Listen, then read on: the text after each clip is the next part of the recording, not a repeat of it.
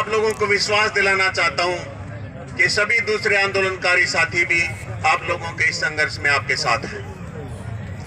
कोई भी संघर्ष हो या आपको युद्ध हो, मैं एक फौजी आदमी हूं, हमारा एक पूर्व सैनिक संगठन भी है, राष्ट्रीय संगठन है वो। आज से 30 साल पहले हमने उसको रजिस्टर करवाया था, ना कि इस आंदोलन के संदर्भ में।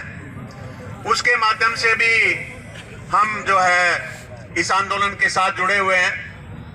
मेरी वाइफ वीणा मलिक एडवोकेट भी मेरे साथ हैं, मेरे साथी सत्यनारायण हुड्डा किसान सभा के नेता हैं, वो भी हमारे साथ आप लोगों से मिलने के लिए आए हैं। तो हर एक चीज की समीक्षा करी जाती है, एनालिसिस किया जाता है, रिव्यू किया जाता है। एक साल पहले, तकरीबन एक साल पहले जब ये आंदोलन शुरू हुआ तो ये बिकाऊ मीडिया और भाजपाई दल क्या कहते थे कि 9 दिन के अंदर ये लोग भाग जाएंगे। लेकिन आप लोगों के इस ऐतिहासिक संघर्ष ने उनको पूरी तरह से गलत साबित किया और ये 1 साल पूरा करने को है।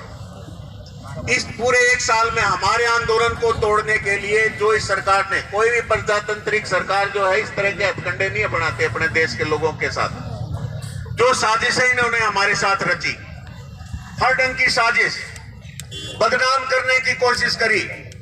300-400 टीवी चैनल है इनके, हजारों अखबार हैं।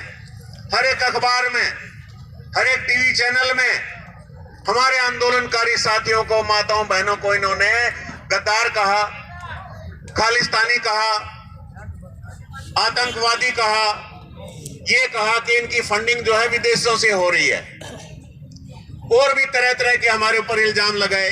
लेकिन उस सब बाधाओं को पार कर किया हमने। उसके अलावा हमारे बीच में सामाजिक तत्व भेजे जिन्होंने जानबूझ के शरारतें करी, उसको भी हमने विफल किया। उसके अलावा इन्होंने ताकत का प्रयोग किया, बाहुबल का प्रयोग किया, अपने लठैत भेजे, डराया, गिरफ्तार किया, लाठीचार्ज किया। लेकिन उस सब के बावजूद ये आंदोलन यूं का यूं खड़ा हुआ। और इस आंदोलन की सबसे बड़ी सफलता ये है, इस देश ही नहीं बल्कि पूरी दुनिया के सामने इस आंदोलन ने भाजपा सरकार को, मोदी को पूरी तरह से नंगा कर दिया है कि ये आदमी पूरी तरह से झूठा है और ये लुटेरों की सरकार है। क्या कहता था मोदी? 2 करोड़ युवाओं को हर साल रोजगार दूंगा। कम से कम 18 युवाओं का रोजगार, जो जिन्होंने अपने को छोटे मोटे धंधे चला रखे थे, योगी मोदी ने कारपोरेट की दलाली करते हुए उनका रोजगार छीन चुका है। नोटबंदी जैसे गलत फैसले लेकर के और उसमें जो घोटाले हुए उनको सबको दबाने का इन्होंने काम किया है। क्या झूठ बोली थी इसने कि डीजल और पेट्रोल के आती मैं दाम जो है 35 रुपए 40 रुपए में बिकवाऊंगा। और आज जो है 110, अभी भाई मेरे बता रहे थे कि 110 रुपए डीजल, 110 रुपए पेट्रोल, 100 रुपए से ज्यादा पेट्रोल डीजल है और 250 रुपए से ज्यादा सरसों का तेल है। पूरी दुनिया के सामने नंगा कर दिया कि भाई ये झूठ बोलने लग रहा था हमारे सामने। उससे पहले, इस आंदोलन से पहले इसकी तरफ कोई उंगली नहीं उठा सकता था। इस आंदोलन ने इसको नंगा किया। क्या कहता था कि देश नहीं बिकने दूंगा, ना ही झुकने दूंगा। देखो भाई, सीमा की बात है, अंदर की बात है, चाहे वो चीन का बॉर्डर हो, हम वैसी बात नहीं कह सकते। लेकिन हमने बेरा है। अब विदेशियों ने भी ये बोलना शुरू कर दिया, जिनके ये तलवे चाटता है अमेरिका के।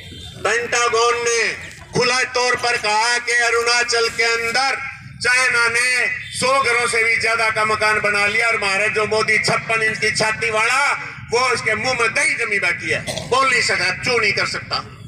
ये इस आंदोलन की वजह से इसको पूरी तरह से नंगा किया गया है। सत्ता में आते ही पहले ही दिन किसानों के कर्जे माफ करूंगा, स्वामीनाथन आयोग की रिपोर्ट लागू करूंगा। लेकिन किया क्या? धोखा दिया हमारे साथ, बहुत बड़ा धोखा करा हमारे साथ। कोरोना काल में जब भाई घर से बाहर निकलते हुए डर लगता था, पिछले साल आदमी क्या ज्यादा गए हैं, आदमी इनका ज्यादा खत्म हुए हैं। पिछली बार आदमी इतने नहीं खत्म हुए थे, लेकिन डर बहुत ज्यादा था भाई। हर बार लग रहे थे पुलिस ये भी पीटते थे।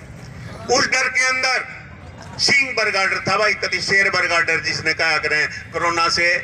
उस डर को नकारते हुए हमारे किसानों और मजदूरों ने फसल निकाली अप्रैल के महीने में जब पीक पे था। और आज ये कोरोना देन भी किसकी है भाई? अगर किसी सच्चाई बचाओ तो कोरोना की महामारी की देन है इस देश के अंदर मोदी की है। इसकी बोरे पड़े की है, बोरिया आदमी है, 5 ड्रेस बदलता है ये आदमी बेशर्मों की तरह से, 5 ड्रेस बदलता है। क्या किया इसने? कोरोना की धमकियां आ गई थी, चेतावनी आ गई थी वर्ल्ड हेल्थ ऑर्गेनाइजेशन की तरफ से कि भाई कोरोना फैलने लग रहा है, इसका इलाज कर लो। फरवरी तक भारत में कोरोना नहीं आया था, लेकिन इसने क्या किया? नमस्ते ट्रंप, अपने बाप ट्रंप को चाटुकारिता करते हुए 150 करोड़ रुपए से भी ज्यादा उसके ऊपर खर्च करे और पूरा फरवरी का महीना उसकी अगवानी में लगा दिया और कोरोना इस देश के अंदर फैल गया। और उसके बाद 25 मार्च को मेरे ख्याल से मध्य प्रदेश की सरकार इन्होंने गिराई थी, 25 मार्च को। बेशर्मी देखो इनकी, चुनी हुई सरकार जिसको पैसे की दम पर, सीबीआई के दम पर, ईडी एनफोर्समेंट डायरेक्टरेट जिसका काम है इस देश के भ्रष्टाचारियों को, इस देश को बेचने वालों को पकड़ना, लेकिन पूरी तरह से विपक्षी दलों के पीछे या इनके बारे में कोई बात करता है उनके पीछे लगाते हैं। मध्य प्रदेश की सरकार को गिराने का इंतजार किया। 26 तारीख को या 25 को मध्य प्रदेश की सरकार गिरी और 26 या 27 मार्च को शेर के बच्चे ने बिना किसी चेतावनी के कह दिया कल से है ना लॉकडाउन पूरा। देखो हम मर्यादा में हैं, लेकिन दुखी हैं भाई। हमारा प्रधानमंत्री हम आदर करते हैं, लेकिन ये हमारी कोई नहीं आदर करता, हमारा मजाक उड़ाता है। 700 से ज्यादा हमारे भाई बहन किसान जो हैं, आंदोलनकारी मजदूर शहीद हो चुके हैं, 700 से ज्यादा। हमारे कंधा में हमारा में इतनी हिम्मत नहीं है कि खाली घर वापस चले जावा, खाली घर वापस नहीं जा सकते भाई, आर पार की लड़ाई है। इसने हमारे उन आंदोलनकारी साथियों का मजाक उड़ाया और हमें क्या कहा? आंदोलन जीवी हैं, आंदोलन जीवी। मतलब इनकी तो आदत है आंदोलन करने की। अरे हम मरने लग रहे, तूने हमारे साथ धोखा किया। कोरोना काल में स्वामीनाथन राय की रिपोर्ट लागू करने के बजाय हमारी पीठ में छुरा गो प्यार ये 3 काले कानून लागू कर दिए। 300, 400 या 500 किसान संगठन है इस देश के अंदर। किसी भी किसान संगठन की मांग नहीं, किसी भी किसान के दूसरे किसी उसकी मांग नहीं कि भाई ये कानून लागू करे जाए। धोखे से, और वो भी ऑर्डिनेंस लाया जाता है। देश के ऊपर कोई आपदा आ जा, विपत्ति आ जा, एकदम अटैक हो जा, पार्लियामेंट जो है सेशन में नहीं है, एकदम बुला के ऑर्डिनेंस बुलाया। इन्हें तो ऑर्डिनेंस नहीं, फतवा जारी कर दिया 3 काले कानून। अरे भाई यू क्या कर दिया मारी गेला? तू तो नहीं कहा था कर दिया माफ करूंगा, तू तो नहीं कहा था पेट्रोल डीजल के भाव कम करूंगा, तू तो नहीं कहा था स्वामीनाथन आयोग की रिपोर्ट लागू करूंगा। तूने तो उल्टा भारत नाश कर वो कर लिया, कारपोरेट की दलाली करने लग रहा। तू तो आज वो साबित भी हो गया। इनके गोदी मीडिया ने, बिकाऊ मीडिया ने, दलाल मीडिया ने कितना कहा कि बताओ इन कानूनों में क्या कमी है, कालापन क्या है। देखो कितनी बढ़िया डाला। हम मैं संयुक्त किसान मोर्चा के किसी बड़े नेता को नहीं जानता भाई, हम काम करते हैं आप जैसे लोगों के साथ मिलकर के, लेकिन मैं बहुत बड़ा प्रशंसक हूं संयुक्त किसान मोर्चा के नेताओं का, क्योंकि इतने अलग अलग संगठनों का होने के बावजूद छोटी मोटी एक आधी गलती हो जाए, मान ले हैं, उसने दुरुस्त करें। ये कोई छोटी बात नहीं है। और इतने शरारती, इतने गंदे, इतने धूर्त, इतने शक्तिशाली, इतने ताकतवर, इतने बदमाश सरकार के खिलाफ हमारा मोर्चा अड़ा हुआ है और 1 साल पूरा करने का आप सही में बधाई के पात्र हो। बात उस पे आते हैं। हाँ भाई काला बताओ, झूठ बोलने लग रहे संयुक्त किसान मोर्चा के नेता। अरे झूठ बोलने लग रहे हो? देखा जैसे प्याज की परतें उतरती है ना, यूं इनका नंगापन उतरने लग रहा है। 1-1.5 महीना पहले क्या बयान आया सरकार का हरियाणा में? भावांतर, डूब के मर जाओ बेशर्मो। भावांतर का मतलब क्या है? ये कहते हैं कि हम बाजरा नहीं खरीदेंगे, बाजरे का भाव है 2250 रुपए क्विंटल और बाजार में बेच लें वहां 1600 रुपए में बिकेगा, 600 रुपए हम देंगे। अरे बेशरम लोगों, हम यही तो कह रहे हैं कि बाजार में नहीं बिकेगा, एमएसपी नहीं मिलेगी, खुद बोलने लग रहे। इससे बड़ा सबूत क्या होगा कि तुम झूठ बोलने लग रहे हो। 600 रुपए तुम भावांतर की बात कर रहे हो, खुद थूक के चाट रहे हो भाई। ना एमएसपी रहा, झूठा आदमी है, दुनिया का सबसे बड़ा झूठा आदमी है हमारा प्रधानमंत्री, इसमें कोई शक नहीं है भाई। जो करना हमारी गिला कर लो, और हमारे 700 से ज्यादा आदमी मर के बेहतर कर दो, जो करने मुकदमा तुमने कर दो। सबसे बड़ा झूठा आदमी है। क्या कर रहा है? एमएसपी थी, एमएसपी है, एमएसपी रहेगी ना भाई ना, बिल्कुल नहीं। एमएसपी पहले भी नहीं थी, थोड़ी ही फसलों पे गुजारा लायक अपन है, कुछ फसलों पे हरियाणा पंजाब में या थोड़ा बहुत वेस्टर्न यूपी में कह दे। हालांकि वेस्टर्न यूपी में जो हालात उनके किसानों के हैं, सारी फसल ताड़ है, दिन में रात ने लोग चुप कनाड़ा आके बेचे हैं, सारे व्यापारी उसमें मिल रहे हैं। बिहार तक के दानाड़े बेच कर सब में घोटाला पे घोटाले इस सरकार के अंदर। पहले तो थे लुटेरे, हम उन अच्छा नहीं कंधे, लेकिन भाई इन भूडे भी को उसका हम नहीं मान सकते। देश की अर्थव्यवस्था को पूरी तरह से चौपट कर दिया है, रेल बेच दी है, हमारी नौकरियां खत्म कर दी हैं। ये भाई अब सिर्फ है ना खेती किसानी और किसान की लड़ाई या हमारी जो नस्ल की लड़ाई नहीं बची है भाई, नस्ल और हमारे आगे आने वाली पीढ़ियों की लड़ाई है। राष्ट्रवाद की आड़ में, जैसे अभी एक भाई अपने बता रहे थे, राष्ट्रवाद, देशभक्ति, सारे के सारे ये अंग्रेजों के पिट्ठू होते थे, इनके पूर्वज, उनकी दलाली करते थे।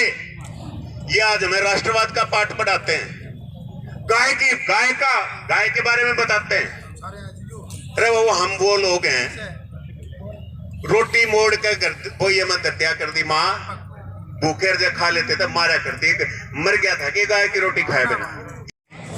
राष्ट्रवाद की आड़ में वो ना एक चोर थे, गाय भैंस चुरा रहे थे, एक तरफ घंटी बजाते हुए चले गए। लोग न्यू सोच के कि भाई भैंस न्यू ना जा रहे हैं, 5 साल पड़े, भैंस न्यू ने काट ले गए चोरी।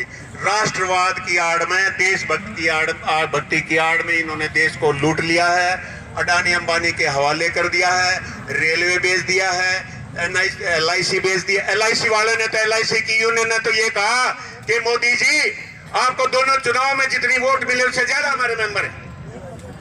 एक आम आदमी, मेरे जैसा आदमी, किसान परिवार का आदमी, अगर उसके पास LIC की पॉलिसी है तो वो अपने आप को थोड़ा सा सुरक्षित महसूस करता है कि मेरे पास LIC की पॉलिसी है, और वो कई हजार करोड़ रुपए साल के कमा को देती है सरकार को, उसको बेचने लग रहा है शेर का बच्चा। सारे बैंक, सारी खदानें, BSNL, आप देखो यूकोडा, जियो कार्ड है भाई, पूरा हरियाणा के अंदर जितना रोहतक शहर में स्ट्रक्चर है, मैं टेलीफोन एडवाइजरी कमेटी का मेंबर भी रहा हूँ। रोहतक में जो स्ट्रक्चर BSNL का है, जब पूरा हरियाणा में जियो को आओ तो मेरा बताओ, लेकिन ना, जियो से पिटवा दिया BSNL, पूरी तरह से पिटवा दिया। उसके बाद एयरपोर्ट, सारे एयरपोर्ट, चाहे वो मंगलोर का हो, चाहे लखनऊ का हो, चाहे जयपुर का हो, चाहे दिल्ली का हो, पालम एयरपोर्ट अडानी का हवाला कर रखा भाई। चरण सिंह एयरपोर्ट लखनऊ का अडानी का हवाला कर दिया। चरण सिंह का था पीछे कितने नाम लिख रखे, अडानी एयरपोर्ट लिखा जाए। दिल्ली पालम एयरपोर्ट के एरिया में अगर 50 गज का प्लॉट है तो हम रिश्तेदारी हम बताओ जाके हमारा बड़े प्लॉट है, इतनी बड़ी चीज है। 5000 एकड़ का जो है दिल्ली एयरपोर्ट बना करके शेर के बच्चे ने अडानी का हवाला कर दिया। अभी जयपुर में क्या हुआ घोटाला, एयरपोर्ट हवाला कराया है, और हवाला करने से पहले हैं, हाँ ये देखो भाई, हमारे साथी जो है बहुत अच्छा है। हाँ तो चलो हम वो अपनी भाषा, हाँ कोई बात नहीं, हम शेर का बच्चा भी दूसरा ढंग कह रहे हैं, कोई बात ना। बात अभी उसके हवाले करने से पहले सरकारी खर्चे से 400 करोड़ रुपए उसके रिनोवेशन पर खर्च करके दे दी, ताकि अडानी ने ना खर्च करने। कहने का मतलब ये है भाई, देश को पूरी तरह से इन लोगों ने लूट लिया है। ये हाँ, लाल किला हवाले कर दिया, सारी रेलवे कितनी बड़ी दुनिया, अपने आप में एक स्टेट है रेलवे, अपने हॉस्पिटल है उसके, अपनी यूनिवर्सिटी है उसकी, अपने उसके कारखाने, अपने नरे उसके 18 का लो तो उसके बड़े जिसमें जो इंजन बने इस टाइप के कारखाने हैं, नरे स्पोर्ट्समैन है, वो बेचने लग रहा है। तो कहने का मतलब ये है सब कुछ राफेल जैसे घोटाले कर दिए, लुकदा फिर है, कोई भी इंक्वायरी करने के लिए तैयार नहीं। और नहीं तो पार्लियामेंट्री स्टैंडिंग कमेटी से वो करके, लेकिन डरपोक आदमी है, चोर है बहुत बड़ा। तो भाई कहने की बात ये है, आप लोग सही में बधाई के पात्र हो। पूरी दुनिया जो है ना, पूरी दुनिया का मेहनत कश जो है इस आंदोलन की तरफ देख रहा है। और ये इतिहास का, पूरी दुनिया के इतिहास का आज तक का सबसे बड़ा आंदोलन बन चुका है। और भाई मोदी की जड़ राम ने पाड़ कर नहीं दिखाएंगे मोदी सरकार की, जब तक हम वापस नहीं जाओगे। 3 काले कानून तो वापस हुए हैं, मोदी सरकार की जड़ भी पाड़ कर दिखाओगे, क्योंकि ये जन आंदोलन है। अब ये हमें अपने युवाओं के लिए, हमें महिलाओं के लिए, हमें मजदूरों के लिए, हमें छोटे व्यापारियों के लिए, हमें कर्मचारियों के लिए सारा की पेंशन बंद कर दी खा गए, टीसी रेट पे हर एक का पेट है। 10-12 हजार रुपए में कौन को कर लेगा। हमारे जवान बच्चे, पढ़े लिखे बच्चे, जवान लड़कियां टूक टुका पर रोटियां पर, टूक टुका पर नौकरी करने लग रहे हैं 7-7, 8-8 हजार में। ये हमारे लिए शर्म की बात है भाई। वो कहना आगे आने वाली पीढ़ी पूछेंगी तुम आंदोलन में गए कि नहीं गए। भाई ये हाँ देखो कितनी बेशर्मी। अभी एक वो है, उसको पद्मश्री का अवार्ड दिया है, कंगना। अब मैं उसको, अब भाई मैं अगर असली नाम उसका कह दूंगा तो बहुत गंदी बात हो जाएगी ना। हम नहीं कह सकते भाई उसके बारे में, है के हवा हम नहीं कह सकते, हमारी मर्यादाएं हैं कुछ। लेकिन वो क्या कहती है, टाइम्स नाउ के प्रोग्राम में, बहुत बड़ा ग्रुप है, मीडिया ग्रुप है times now, times of India. ये मैंने टाइम्स ऑफ इंडिया में सर्विस भी कर रखी है आर्मी छोड़ने के बाद। उसने क्या कहा कि जो 1947 में जो आजादी मिली थी, जिसमें हमारे लाखों शहीद हुए, अब ये भाई बता नहीं रहा था। हाँ आज भी हलाल सड़क हमने भी रहा है, हमने भी रहा है। ऐसे ऐसे हरियाणा में नरे पूरे हिंदुस्तान के अंदर गिरडी फेर दी, गांव के कांटे कांक दिया, मतलब पेड़ के मार के टांग दिया करते, मतलब किसी की हिम्मत नहीं आती ताड़ की। लाखों शहीद हुए हैं। शहीद आजम सरदार भगत सिंह इतना सुंदर नौजवान आदमी 10 घड़ी देखता रहा भरी जवानी में। न्यू कह भाई कति आजादी खातिर है, फांसी टूटांगे। और उस वर्ग नरे साथी, नरे लोग, नरे ऐसे परिवार जो कि पूरी की पूरी उम्र जेल में चले गए, लाखों शहीद हुए, लाखों जेलों में गए, कुर्बानियां दी बड़ी।